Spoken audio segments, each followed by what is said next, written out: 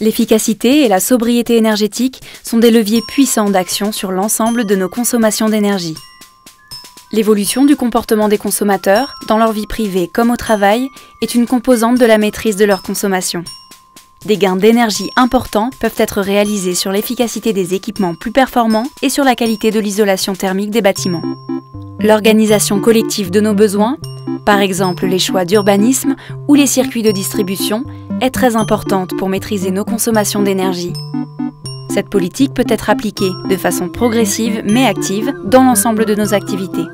Elle concerne l'ensemble des ménages, des entreprises et des collectivités. L'évolution de la surface des bâtiments doit être maîtrisée pour contrôler leur consommation. Pour les bâtiments existants, la mise en œuvre d'un programme global de rénovation thermique est incontournable.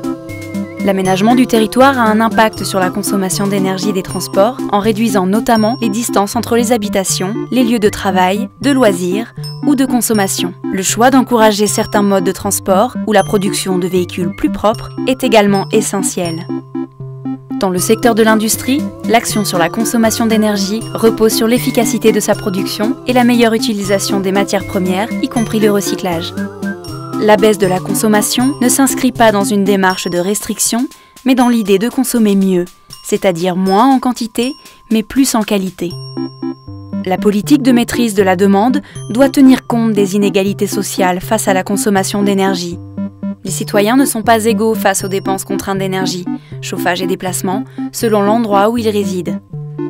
Enfin, certains craignent que la maîtrise de la demande soit contradictoire avec l'idée de croissance, alors que d'autres, au contraire, pensent que cela peut générer des nouvelles activités et créer des emplois dans les transports en commun, les bâtiments ou les services.